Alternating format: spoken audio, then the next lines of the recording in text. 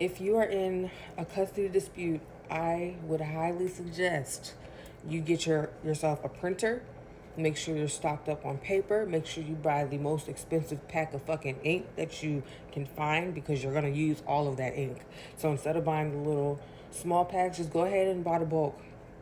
Buy the bulk ink, because you're gonna need it. I had over 200 pages of evidence that had to be skimmed through. And with me, I really was helping my attorney out. I did most of the work. I just had to pay her because she had, the schooling behind it. But me, I got all of my evidence together, everything. I planned everything out. When it came to him, I know how my co-parent moves. So I really went off of that. For example, if I know that he's purposely not going to respond to important information, you know what I'm going to do? I'm going to send important information, because I know what I'm going to get out of it, right? If I know that he likes to do things like face to face, I don't do anything face to face. I don't speak. I literally do not speak at drop offs. I let my child get out of the car and go to him, and that's it. We don't say nothing. And if he does say anything to me, I look at him. I look at him and I don't respond, because I can't hear you if you're not texting me through that. I can't. Okay?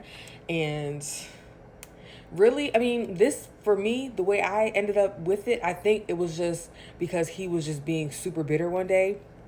My child missed his graduation because of his father, and I think that was what tipped it off for the judge to go ahead and give me primary, because he was being spiteful and he went out of his way to pick our child up from school. So our child missed his graduation, and that's like one of those things.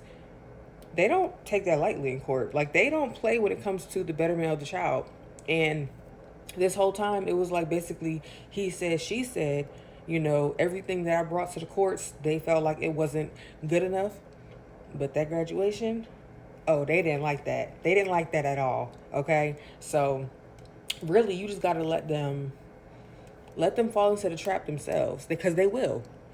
They will. You just got to be patient enough. I did this shit really ever since my son was 6 months old, and he's gonna be 7 this year. Okay, so for 6 years I've been dealing with the BS from my co-parent, but these last 2 years I really had to buckle down, because I knew that I could not lose this. Like, I knew I had to really do what I had to do to make sure I got my child, because he has better circumstances than I do. Like, they got money over there, they got everything they need. Me, I'm coming from Jersey. I'm starting over, starting fresh.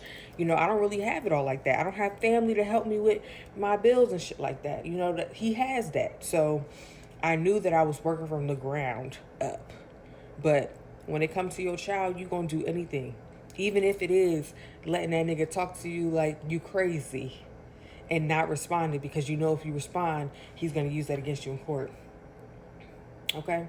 So just do what you got to do. Don't give in to the temptation, because the temptation is him trying to make you look like a fucking fool and make you show the fuck out, because he know that he can only get away with talking to you like this because you're in the middle of a court battle. Okay? So keep that in mind. It's not going to be easy by no means, but it's very much possible with a dumbass nigga.